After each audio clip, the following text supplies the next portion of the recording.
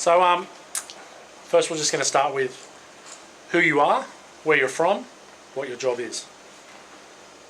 Okay, so I'm Neil. My company name is Netlogyx, technology specialist.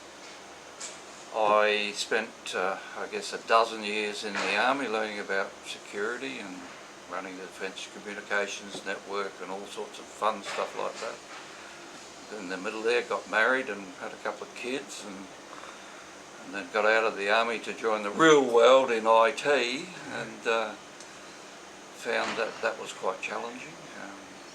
Certainly learned a lot in the military about being tolerant of other people and learning to deal with people that like to yell at you and things like that.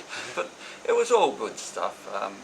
You can never say that the army training is bad. It's always really, really intense and really thorough. So I came out of there with a little bit of knowledge and joined the IT game and realised how much I didn't know.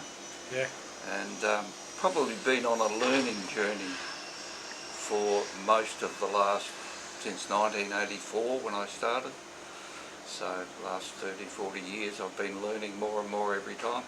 I think that's what I love about IT. You have to keep learning just to keep up. And if you want to be really good at something, you have to focus. We've decided to focus on cyber security, and that means that we've had to learn everything about cyber security and how to best protect our clients and what we need to do that with. We spend a lot of time doing assessments before we actually recommend anything, and our clients, I guess, there's that connection when you start to ask them questions that they go, oh, I hadn't thought of that.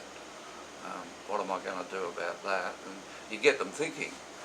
And then when they go to get cyber insurance and they're asked all the same questions, they go, oh, I need to know all that stuff. That should be in place. Well, I guess from an industry perspective, and with the public and with your clients, that IT is,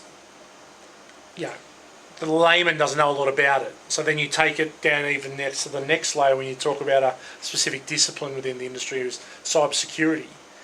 Then you're really talking about quite a bit of ignorance in general most of the time. I think that would be the understatement of the century. Most people have no idea where they actually sit in the cyber security landscape. They don't know what the threats are and what the potential issues can be. I mean, the fact that 60% of businesses that get hacked go out of business within 6 months, that's frightening. And the number of threats and attacks that are happening every single day is increasing. The war in Russia and Ukraine, that's really made some difference in the amount of attacks that are happening. We keep abreast of what is coming out. We keep abreast of what we can do about it. Inevitably, you've got a variety of threats coming from vulnerabilities. You've got them coming from purely hackers trying to get in, and the biggest threat is your staff that don't know how to see a threat. And quite frankly, a little bit of training goes a long way in security, because your staff is your weakest link. So what are we looking for when we're trying to ascertain a threat? Well, threats consist of people trying to get in and get your stuff. In other words, your personal information, so that they can use that to create another threat, which might be in the form of an email, a phishing email, those sorts of things.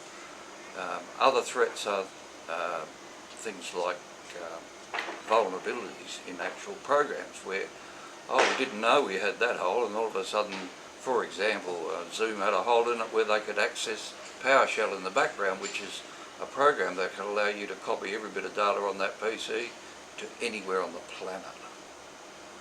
So we've had to find products that can put a fence around that program and say you can't get to what you shouldn't be. You actually can only get to the video and the audio and so forth, to the picture. So that fence enables then the protection of lots of different programs that we don't even know there's a hole in yet. I guess when you're talking about hackers and cybersecurity, I guess criminals, they're almost the top of the tree from a I guess a knowledge perspective. Yeah, they're pretty smart people. Yeah. I mean, a lot of them, believe it or not, you can actually buy a hacker's kit on the dark web. It's supported 24/7, and you can buy a kit with X number of credit card details or whatever you like, or a kit that enables you to send out a virus and encrypt somebody's hardware, software and all their data and demand money. And it's all about the money. That's all they want. They don't care about your data. They couldn't care less about your data. But who does care is the government. They think that if you've put somebody else's information out there, that's a breach of privacy, and the Privacy Act is very fierce on what they can actually penalise you with. We're talking like minimum of $330,000 for an event.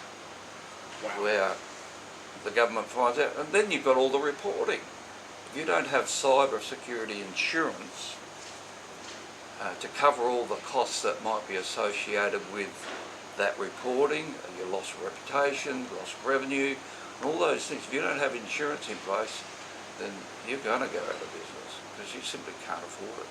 So for a small to medium business where email marketing and EDMs and all that kind of stuff is, and databases are so, I guess, important to that business, cybersecurity is a must.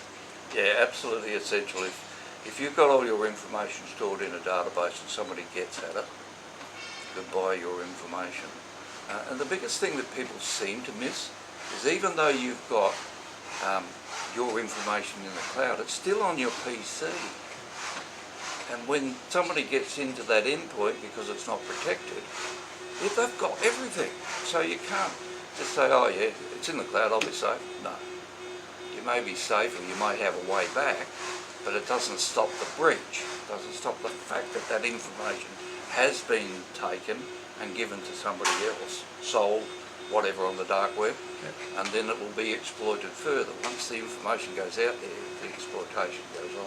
Well, many securities will attest that the cloud isn't safe. They put all their photos up on the cloud and suddenly everyone sees them. Yeah. Interesting. Yeah. We had a little, well, we take all our photos on our iPhones, yada yada yada, and I logged into my Apple TV the other day and they created the slideshow from all my photos. And I've gone, what the? How did that happen? So obviously when you stick stuff on iCloud, it's coming back through the channels into those sorts of functionality with your Apple TV. Mind you, you've always got the choice of not putting it there, but it's interesting to know that it's happening without a lot of people's knowledge. Even mine. I mean, you're learning something new every single day as to what can happen and what does happen. It's not too dissimilar to digital marketing agencies where we're chasing the Google algorithm, we're chasing the Instagram algorithm. So you're always, got to try and stay one step ahead, which is almost impossible. Well, the threat landscape changes every single day. We've got one product that doesn't even use definitions of virus to detect them. It doesn't know about it doesn't care about definition. It looks at what the behaviour of that entity is, or what it's coming into the PC. It looks at the behaviour and it says, that looks like a virus. We're going to quarantine it just in case. Then it goes off and tests it in a sandbox, and if it's malicious, it's deleted. If it's not malicious, it lets it through.